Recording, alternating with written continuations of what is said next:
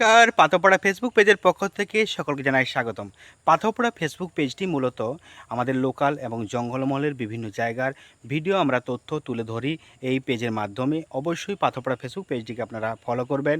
আমাদের YouTube channel আছে পাথরপাড়া, আপনারা ওই ইউটিউব চ্যানেলটাকে সাবস্ক্রাইব করে রাখবেন, পাশে থাকা বেল আইকন প্রেস করে রাখবেন, যাতে ভবিষ্যতে আপনাদের এই পাথরপাড়া পেজটি অনেকেই অজানা খবর দিতে পারে। তো আজকে আমরা যে জায়গায় আছি এটা হচ্ছে জঙ্গলমহলের একটা বিশেষ একটা জায়গা, সেই জায়গাটার নাম আমি পরে বলছি। তো অবশ্যই আপনারা এই জায়গার বৈচিত্র্যময়, আমি এখানে একটা ভিডিও আপলোড করেছিলাম 2 থেকে 3 মাস আগে।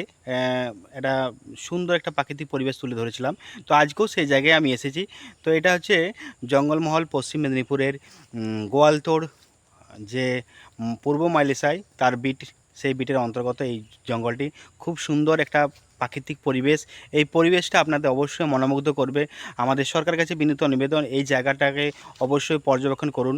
কারণ এই জায়গার যে ক্যানেলের রাস্তা, সেই ক্যানেলের রাস্তাটাকে অবশ্যই মেরামত করে যদি যদি মানে সড়ক করা যায়, প্রধানমন্ত্রী সড়ক যোজনা আওতায় যদি আনা যায়, আমাদের এই রাস্তাটা আরও মানে খুব শর্ট হবে।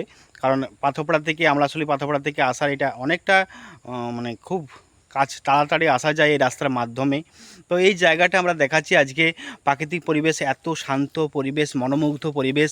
তো এই পরিবেশে আপনারা যদি অবশ্যই আসেন, খুব ভালো লাগবে। গোয়ালতোড় থেকে আপনারা কাছেই, গোয়ালতোড় থেকে 1 কিলোমিটার দূর এই জঙ্গলে, জিরাপাড়া সংলগ্ন। তো এই জঙ্গলের মধ্যে অনেকেই হাতির খোঁজও পাবেন। মোটামুটি হাতি নেই এখন, হাতি থাকলে অবশ্যই খবরাখবর দিয়ে দেবো। তো যাই হোক, আপনারা দেখুন এখানকার প্রাকৃতিক পরিবেশ, সুন্দর এই প্রাকৃতিক পরিবেশটা, মনোমুগ্ধ পরিবেশটা দেখুন। দেখার পরে অবশ্যই ভিডিওটা লাইক করবেন, শেয়ার করবেন।